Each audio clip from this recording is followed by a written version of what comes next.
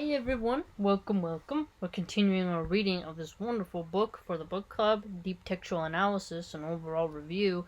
It is a book by Hamza Yusuf. It's his commentary on some Islamic poetry that he favors, and it is of the Sufi tradition. So let's continue. We were dealing with the discussion part, and it's dealing with ostentation.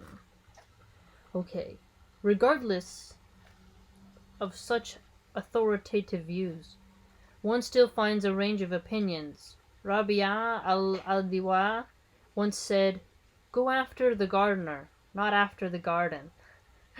Well, yeah, right? She also said, "Ouga, if I worship you for paradise, then put me in the fire."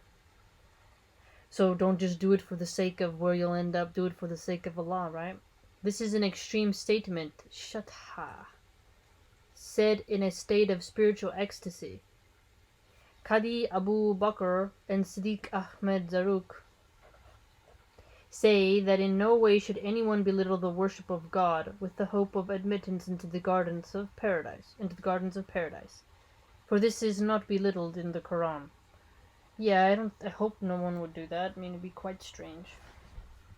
Imam al-Ghazali says that there are three types of people. Okay, let's see what these three types are. 1. Those who worship God freely, ahrar. They do so only for the sake of God and His pleasure.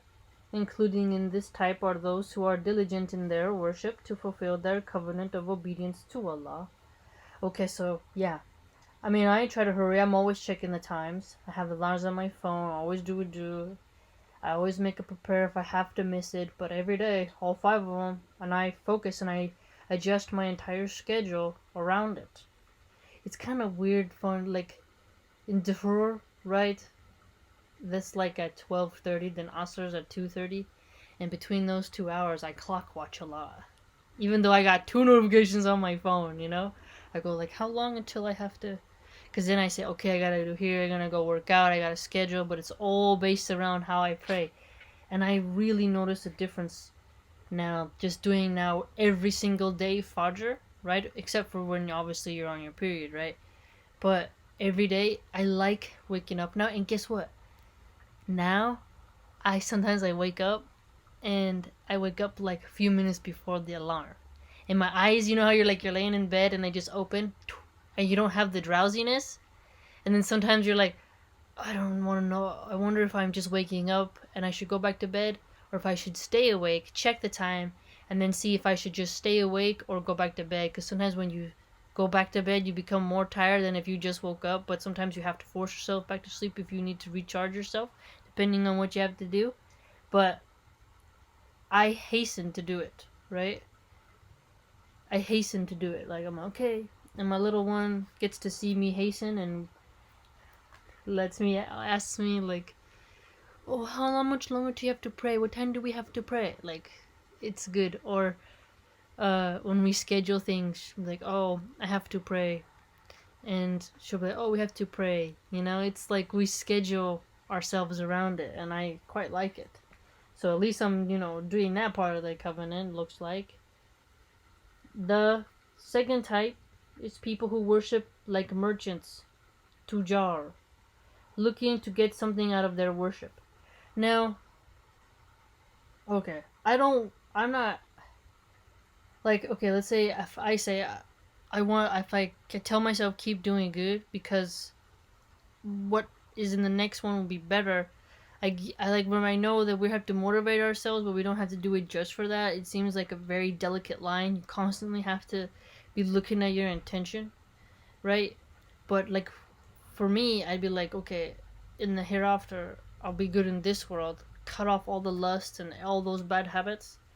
So hopefully, I don't know what's over there, and none of us really know what's gonna be there, what kind of rewards we're capable of getting. But a partner in it would be amazing. But like a divine one. Like, I don't remember when we kind of talked about it? Like, a one that's put just towards you, right?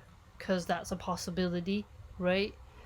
So that would be like, that doesn't mean you join Islam to get a husband, but I'm talking about it's like hopeful for women to be like, even if you have something bad in this world, you might have a chance of getting something better, because it's been stated for the men. One can infer that there might be such an option for women. Not, uh, you know, an atheist would be like, oh, so you want like 10 dudes? Obviously not. It's not what I'm saying.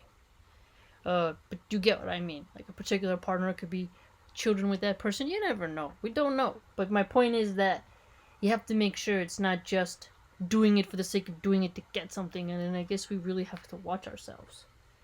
For example, a person of this type prays a certain number of prayers in order to receive a known reward. Well, hold on though. Who was it? Okay, I followed this page on LinkedIn, and I saw it said, it was Bukhari or Muslim, who said if you pray 6 rounds for Kaf or Maghrib, there's a separate door for you than doing just 3 or 4.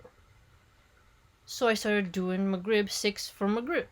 And I said, well, that's not too hard. I can add on some if it's beneficial to me. And I did it because I saw it was an option and saw that there was benefit from it and that I wasn't breaking the rules, so I wanted to do it. But like, that's where does that fall in the category? Like, I don't want to do it just to get a reward. Like, okay, I did it. This is like, no. But it's like, oh, you can do 6 and then that's counted towards your favor. Okay, that's not a big inconvenience. I can do that. Why not? Like, do you see what I'm saying? Such as a palace in heaven. Okay, yeah. I'd rather be in the mountain than a palace, but there's mountains with castles on them, so. But I see what he's saying. Don't just do like 300 and be like, okay, I don't have to do any more because I did X amount and I'm guaranteed X amount, as if it's some like monetary exchange on the market, right? 3. Finally, the third type is those who worship like slaves. Abid. They do it out of fear of punishment. Specifically, fear of hellfire. Yeah, I don't do it like a slave. For sure not. It's partly there. Sometimes I'll get like a weird shock panic that I actually enjoy, that I value very much, even though it strikes you panic. Occurs whenever it feels like it, and I like that. Kind of feels like there's no floor. And you know, that's pretty cool. When you realize how small you are. I like that. But I don't do it just because I don't want to end up in a bad place. It's part of it, but not the sole factor thereof. So it's like, I feel like I don't fit in any 3 of these categories. Because you want to do it for the sake of Allah, but I do it because it feels good. You know? It's obligatory and it feels good. That's why I like it. And it's something that feels good, that's going to benefit me later. That's why I like it. And I have a moment to focus my concentration and it's discipline, and each time I do it, I feel more disciplined. But see, it doesn't fit in here. But let's see.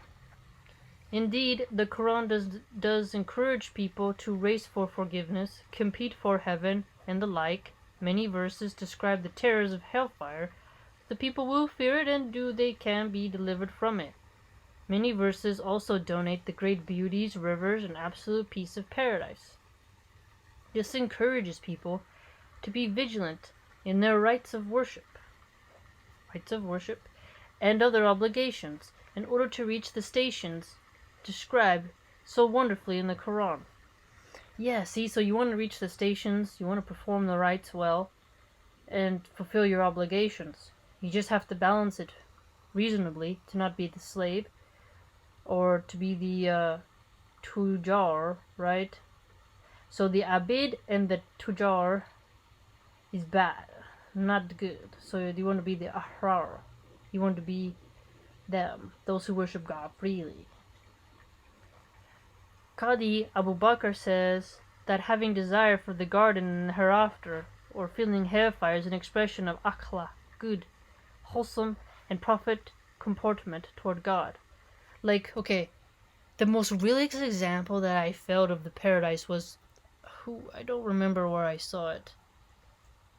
Who said it? But they said, it might have been in a comment section or something, I don't remember. But it said the musk of the soil in paradise. And that the water is like the color of milk. And I thought to myself, the smell of the musk, because I love the smell of dirt and bark after rain. It has a very nice smell. And if there's fennel bushes, fennel, we use it in sausage. We use it in pasta sauce. It's like a seed. Comes from a beautiful plant. It smells so good. It smells like that. And I thought, now a musk of just a good soil has a good smell like that. Like a dirt smell that smells nice. Like wet grass, like wet hay has a nice smell. Wet leaves during autumn and rain, there's a smell there, right? That's and like musks and insects is not the same, but when someone said that, I pictured it and it was so beautiful. And it makes me feel peace when I think about that, even though I don't know if that's gonna be there, right? But it was still nice to think about.